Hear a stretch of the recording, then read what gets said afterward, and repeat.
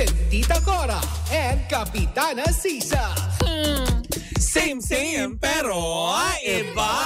We are number 106.7 Energy FM. Pagka, wag mong sabihing radyo. Sabihin mo, ano? Yan! Final gap para sa second hour ng Baklita sa Woo! Muli po ako pa rin po sa Kapitana Sisa. At ako naman po si Tita Cora. And welcome pa rin po sa aming programa. Siyempre sa mga nanananghalian na ngayon, isang magandang araw pa rin po sa inyong lahat, hindi ba? At siyempre, ayan, sa mga nanonood pa rin via our digital platforms on Facebook, TikTok, and of course to our YouTube channel sa Energy FM, hello po sa inyong lahat. Alam mo, Mare, di ba napag-uusapan natin ng It's Showtime kanina? Oo. Ngayong second gap naman natin, pag-uusapan naman natin ng isang It's Showtime host. Kasi usap-usapan siya ngayon sa social media. May mga nakita tayong post about sa kanya. Na Anes. Eto na nga, Mare. Mainit na usapan ngayon sa social media ang naging pagdalo ni Ann Curtis sa Paris Fashion Week 2025. At muling nasilayan ng publiko ang aktres sa isa sa mga pinakamalaking fashion event sa mundo matapos ang ilang taon na pahinga mula sa international scene. Ayon sa mga ulat, Mare, ay nakadalo si Ann Curtis sa fashion show ng mga luxury at tanyag na luxury brands. Suot ang mga eleganteng damit na kinagiliwan ng marami. Ibinahagi rin ng aktres sa social media ang ilan sa kanyang mga Paris moments kung saan umani siya ng papuri na kaya naman na sobrang simple at classy. Pero Mare, hindi yan ang pag-uusapan natin. Ano? May mga nagkalat ngayon na picture sa social media na di umano itong si Ann Curtis hindi pinapansin ng madla doon sa Paris. Talaga ba? Oo. Ayan, ipakita ulit natin yung mga pictures na nag-viral. Ayan dinidedma daw siya. Parang sino ka ba? Parang hindi daw siya kilala doon, chick. Anong ibang mga international na photographer. Pero for sure naman din the reason why kaya pero, sa Mare, naka-post, Mare. Yes. For sure may mga Filipino community tayo dyan sa abroad. Gayun pa man, Mare, hindi maiwasan nga syempre na pag-isipan ng mga netizen na itong si Ann Curtis ay hindi nga masyadong napansin or hindi talaga pinansin sa Paris Fashion Week. Pero Mare, alam mo, may mga naglabas ng litrato na itong si Ann Curtis ay kinukunan naman ng litrato. Correct. Alam mo, isang aral yan, Mare, sa lahat ng mga lahat ng ating mga pangga na madaling mag-judge sa kung ano yung nakikita lang nila. Kasi baka may mga series of shows kasi yan eh. Parang si Heart, diba, pag ginagawa niya yes. Kumbaga from one show to another show to another show. Baka kasi yung show na yun dinaluhan pang third show na. Yes. Na talagang alam mo yun, hindi naman din ganun talaga yung crowded na picturean ta sabihin. Imposible naman isnabin ang isang Ann Curtis. At saka, Mare, sa dami naman talaga ng mga celebrity na nandoon, di ba? Hindi naman laging ikaw talaga ang magiging bida doon. Hindi ikaw lagi ang magiging center of attraction doon. Kung dinedma man si Ann Curtis, well, talagang may bibigay naman natin yun sa mga tao dahil hindi lang naman siya yung dapat picturean doon. Paano kung nandun yung iba pang malalaking fashion icon? Correct, diba? Yung mga modelo talaga na umattend para doon. Pero it's a good thing na tayo ay unti-unti lang napapansin. Pero yun na nga, diba? Para sa akin walang katotohanan. I don't believe in that na inisnab si Ann kasi 'di ba ilang beses na rin siyang pabalik-balik ng Europa. Alam naman natin, para Mare. Sa Fashion Week. Alam naman natin, Mare, na hindi naman talaga, 'di ba? Hindi naman talaga ganung kabonggang kilalang-kilala si Ann Curtis sa ibang bansa, 'di ba?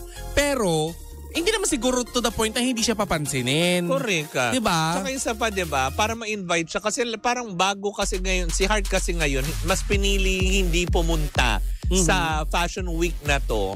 Dahil sa personal na reason. Siyempre, hindi na natin uuriratin yun kung bakit, diba? Kasi talagang binump off daw yata ni Heart Evangelista at talaga mas pinili niya munang manitili muna dito sa Pilipinas. Pero yun na nga, diba? Kasi parang si Pia Wurtzbach din, rumampa din si Pia, diba? May mga moments din na ganun si Pia Wurtzbach. Na hindi rin napapansin. Diba? Na dumadaan si Pia. Ito, Miss Universe hindi, na siya. At saka pagkatapos kang kunan, diba? Si Heart Evangelista, pagkatapos niyang post doon, fly na siya. Hindi na rin siya papansinin ng mga press. Yes. Kasi tapos na. Hindi naman kagaya kasi dito. Baka kasi iniisip nung iba na parang kaya hindi pinansin. Yes, 'di ba? Na dahil sa hindi pinagkaguluhan. Kasi hindi naman sila katulad dito sa atin ng mga press na, diba, pag didikdikan mo, pag nandyan yung artista, kukuha ka talaga ng magandang anggulo. Correct. Hindi naman pintuan ng LRT itong si Ann Curtis na mag-uunahan sila papunta doon. Diba? Sa ngayon, Mare, ay nananatiling hati ang opinyon ng publiko habang patuloy pa rin ang diskusyon sa social media. Isang bagay ang malinaw, Mare. Muling naging sentro ng atensyon si Ann Curtis at kung positibo man o negatibo ang reaksyon, nakamit pa rin ni Ann Curtis ang mithiin ng kanyang mga fans na mapansin ito lalo na sa social media. Correct, diba? Tsaka isa pa, kahit naman na hindi naman magpunta si Ann sa Fashion Week, diba? Pansin na pansin mo talaga siya sa Instagram. Pero iba pa rin siyempre yung makita ka sa international scene. Pero yun nga, maimbitahan lang din siya and honor din naman si Heart dahil parang sometime this year din yata nagkasama na sila ni Ann Curtis na umattend din ng ilang mga Fashion Week events. Kung kaya nga naman, diba? So, kumbaga parang we're just to be proud na may mga Filipina na tulad ni Ann Curtis na actress na napapansin. Hindi naman namin sinasabi na pinagkaguluhan. Walang ganun.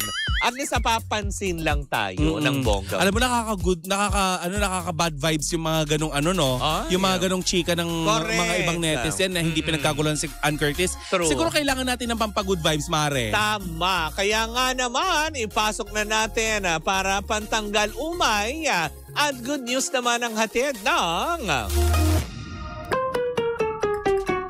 Good News Girl! Ako po ang inyong Good News Girl!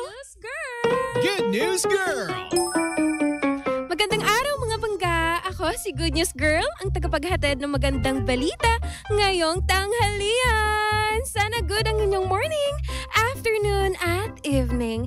Ang good news natin today ay tungkol sa ating panahon dahil syempre mga pangga, tapos na ang habagat sa Pilipinas ayon mismo sa Pag-asa. At ito ay natatapos na ang hanging habagat o southwest monsoon sa bansa. Ayon kay Pag-asa Administrator Nathaniel Servando, sila ang nagdeklara ng pagtatapos ng habagat season ngayong linggo. Ibig sabihin nito mga pangga, hindi na magiging dominante sa ating klima ang hanging habagat na karaniwang nagdadala ng ulan, lalo na sa kanlurang bahagi ng Luzon at Visayas. Ang deklarasyong ito ay inilabas sa unang linggo ng Oktubre matapos mapansin ang tuluyang paghina at pag-urong ng hanging habagat. Batay sa mga obserbasyon mula sa iba't ibang Pag-asang weather stations sa Luzon, Visayas at Mindanao, malinaw na unti-unti nang lumipat ang galaw ng hangin ng southwest monsoon. Dahil ito ang senyales ng pagpasok ng amihan season o ang northeast monsoon na kadalasang nagdadala ng malamig at tuyong hangin. Ibig sabihin na itong mga pangga, unti-unti na nating nararamdaman ang lamig ng Kapaskuhan. Ayon sa ating Pag-asa, sinusuri nila ang direksyon ng hangin, temperatura at presensya ng low pressure areas upang matukoy kung tapos na ba ang habagat. Sa ngayon, nakumpirma nila na dominante na ang hangin mula sa hilagang silangan. Kaya opisyal nang natatapos ang southwest monsoon season. Ayan mga pangga, hindi na kayo mangangamba sa ating panahon dahil nanggaling na yan mismo sa ating Pag-asa. Kaya magpaalam na tayo sa maulang panahon ng habagat. At sabay-sabay nating salubungin ang malamig na simoy ng amihan. Tunay nga naman pangga na pagkatapos ng bawat unos, may hangin ng pag-asa at bagong simula. Muli, ako po ang inyong Good News Girl, ang tagapaghatid ng kabutihan ngayong tanghalian. Sana good ang inyong morning, afternoon at evening.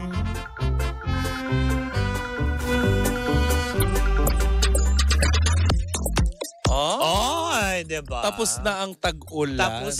Pag kami ulan mamayang hapon, talagang hahanapin kita Good News Girl. Natawa ko doon. Ay, syempre, ang Pag-asa naglabas. Nagsabi kay Good News Girl. Ano nga naman ang MMDA ang nagsabi sa iyo? O kaya ng DPWH. In fairness, ang galing. Oo. Wala na palang tag-ulan. O, di ba? Taglamig na nakakaloka. Paano pag umambon? Sinong Eto sisisihin natin si Pag-asa? Oo, hindi. Si Good News Girl. Kala ko ba wala nang habagat, Tapos uulan mamaya. Sinisisi Diba? Good News Girl. Kasi ayon doon sa Pag-asa di ba? Oo. Na nakakaloka. Naku, ibig May sabihin... pag-asa pa kayang umulan? Ay, feeling ko naman wala na. Pero may pag-asa pa naman na muling, alam mo yun, dumami na naman ang ating populasyon dahil sa pagpasok ng hanging amihan. Taglamig na naman. Yes, ito yung sinasabi nilang talaga. cuddle weather. O, diba? Parang Cuddle weather. cuddle weather. Pag kinati ka naman, kahit tag-init, diba? Lalabasan na naman ng tatay naman niya.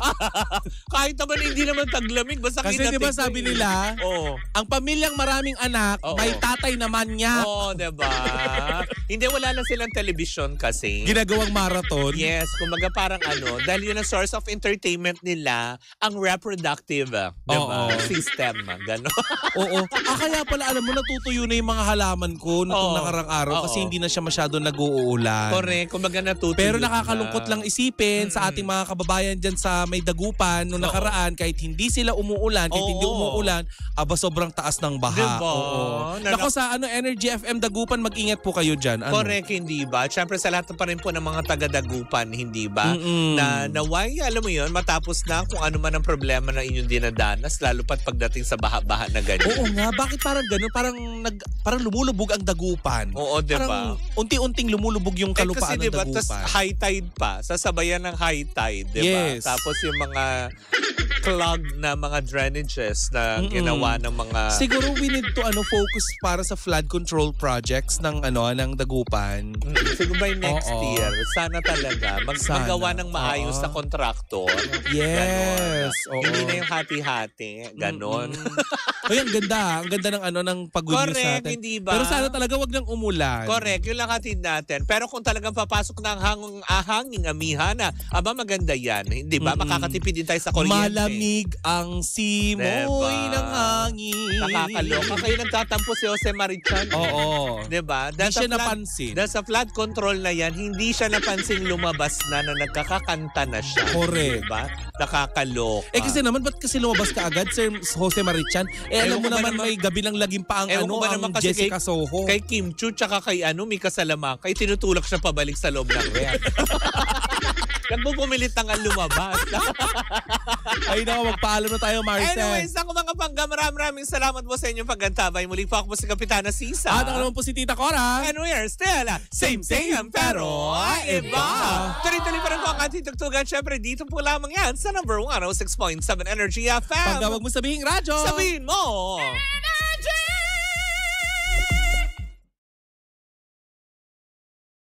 Hi Pangga! Ako po si Gandang Kara and don't forget to follow us sa lahat ng mga social media platforms namin at Energy FM 106.7 sa Facebook, sa Twitter, Instagram, YouTube, and TikTok. At samahan mo na rin ako sa aking programang Hot Stories na lagi po akong live 12 noon hanggang 3 p.m. sa TikTok Live or sa Facebook Live. Ako po nag-iisang chicks ng radyo, si Gandang Kara. Pangga, wag mo sabihin radyo, sabihin mo Energy!